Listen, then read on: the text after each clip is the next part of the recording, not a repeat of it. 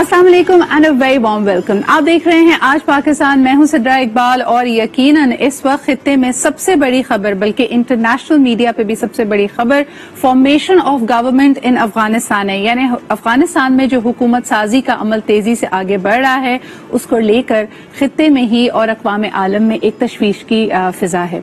इस वक्त हम देखते हैं कि रीजनल कंट्रीज से यानी खित्ते के पड़ोसी ममालिक से मुलाकातें करने के लिए हमारे वजीर खारिजा एक दौरे पर हैं और कल ताजिकिस्तान में वो मौजूद थे और वहां पे जो मुलाकातें हुई उसकी डिटेल्स हमारे सामने इस वक्त आ रही हैं।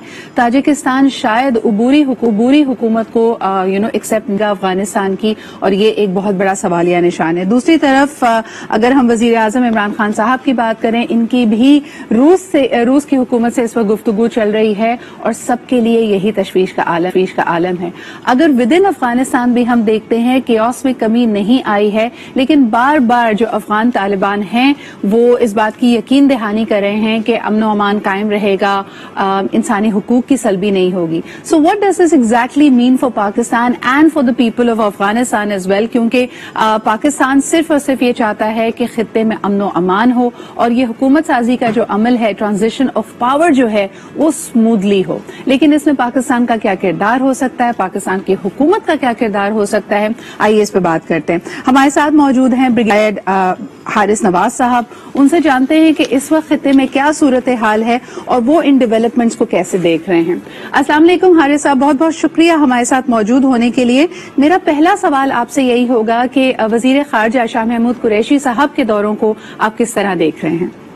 देखें सिद्रा, ये एक बहुत ही अहम दौरा है 4 ममालिक का, जो कि बिल्कुल नेबरिंग कंट्रीज हैं, ईरान उसमें शामिल है, और जाहिर है कि वो जाके यही मशवरा करेंगे कि आइंदा की जो फास्ट चेंजिंग सिचुएशन है अफगानिस्तान की, उसमें इस खित्ते के ममालिक की क्या राय है और वो क्या समझते हैं, कैसे इंक्लूसिव पोलिटिकल गवर्नमेंट जो है वो अफगानिस्तान में करनी चाहिए, लेकिन अफगान लोगों की मर्जी के मुताबिक। जाहिर है कि इसमें सबसे अहम बात इस वक्त यही है कि कितनी जल्दी एक inclusive political well ethnic balance government बन जाती है, ताकि उसमें तमाम अफगान की रिप्रेजेंटेशन हो और कोई झगड़ा भी ना हो और खामोशी से अच्छे तरीके से ट्रांजिशन हो जाए।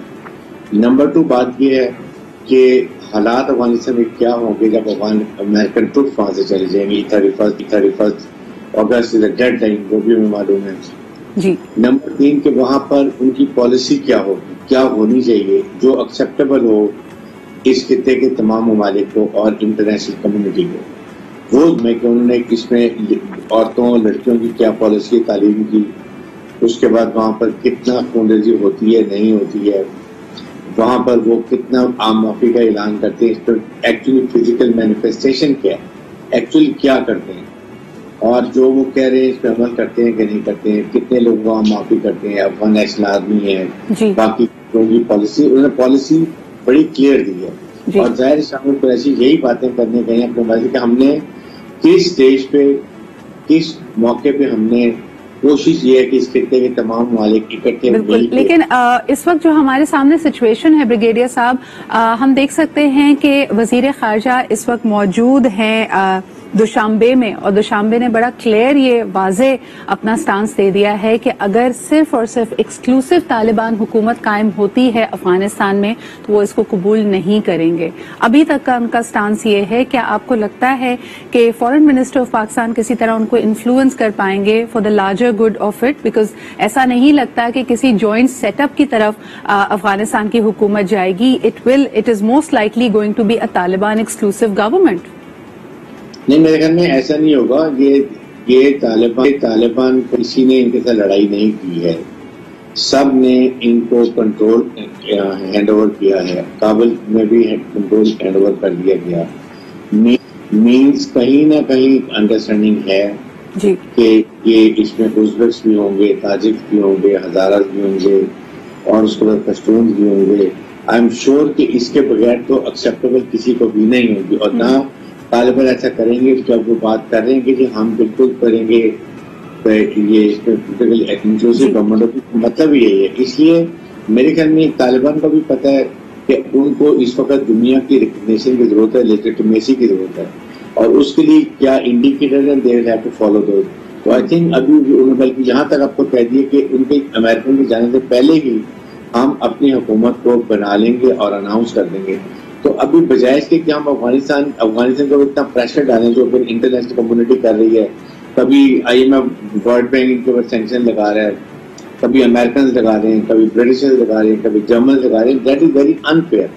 سر یو آر ایبسلیوٹلی رائٹ, لیکن مجھے اس بارے میں بھی بتائیے گا اور اس پہ آپ کی رائے جاننا چاہوں گی کہ صدر بائیڈن کے اوپر جو تنقید آ رہی ہے کہ یقیناً انہوں نے خود بھی جیسے اس بات کا اعتراف کیا کہ ان کو یقین نہیں تھا کہ اتنے قلیل عرصے میں طالبان پورے افغانستان کا نظام سنبھال لیں گے, اس کا کنٹرول گین کر لیں گے. ایک جو اندیا انہوں نے دیا کہ ابھی تک کی ٹائم لائن ہم وہی فالو کرنا چاہتے ہیں, 31 اگست تک تقریباً مکمل انخلا ہو جائے گا وہاں سے امریکی افواج کا, نیٹو افواج کا, لیکن اس میں توسیع بھی ہو سکتی ہے. اور ہم نے دیکھا کہ افغان طالبان لیڈرشپ کی طرف سے اس پہ کافی ریزسٹنس آئی. انہوں نے کہا کہ طے شدہ معاہدے کے مطابق 31 اگست تک یہ انخلا مکمل طور پہ کمپلیٹ ہونا ہے.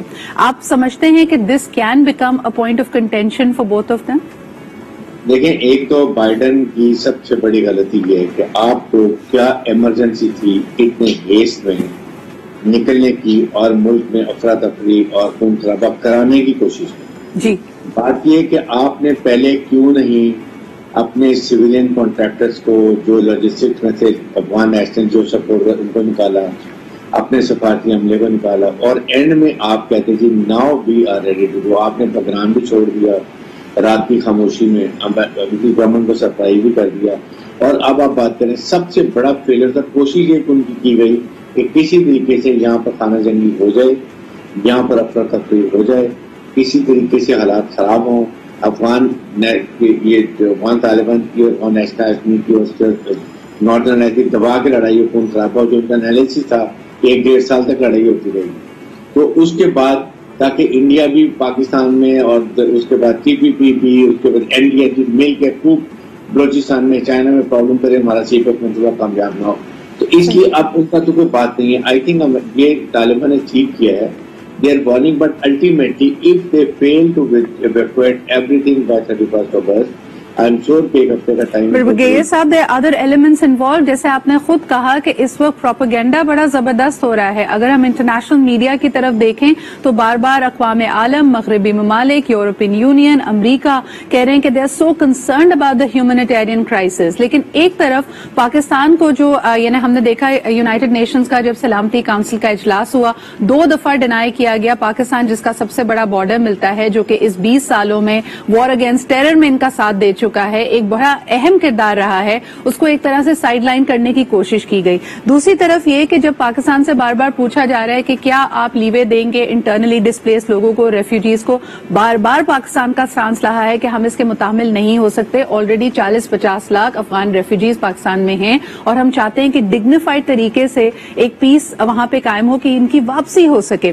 لیکن یہ جو لیٹسٹ آپ نے بھی جس کی طرف اشارہ کیا کہ اتنے ڈیپ کنسرنز کا اظہار کرتے ہوئے ورلڈ بینک نے اپنی ایڈ روک دی ہے, do you not feel that this will further aggravate a humanitarian crisis? کیونکہ بہرحال ایک بات تو طے ہے کہ طالبان 20 ایئرس کے بعد آئے ہیں, حکومت سازی کا, معیشت کو, سماجی مسائل کو حل کرنے کا ان کا ایسا کوئی تجربہ نہیں ہے, اور اس 20 سالوں میں ایڈمنسٹریٹولی بھی افغانستان کے خد و خال کافی بدل چکے ہیں.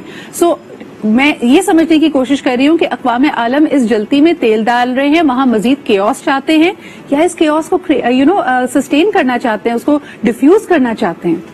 دیکھیں, بالکل وہ وہاں پر پیس نہیں چاہتے, وہ چاہتے ہیں کہ جتنے بھی حالات خراب ہیں اتنا ہی ان کو سوٹ کرتا ہے, خاص طور پہ اس خطے میں جو ہے وہ اکنامک ایکٹیویٹی کو روکنے کے لیے. اور یہ پاکستان کا اس کے اپوزٹ سٹانس ہے کہ جتنی جلدی پیس ہو, یہی چائنا کا بھی ہے, سینٹرل ایشیا کا بھی ہے. آپ خود دیکھیں نا کہ اگر آج یہاں پر پیس ہو جاتا ہے, طالبان کی گورنمنٹ بنتی ہے, پاکستان فرینڈلی گورنمنٹ بن جاتی ہے, تو سینٹرل ایشیا کی کنیکٹیوٹی دیکھیں کہ وہ کتنی جلدی پاکستان کے ساتھ ہے.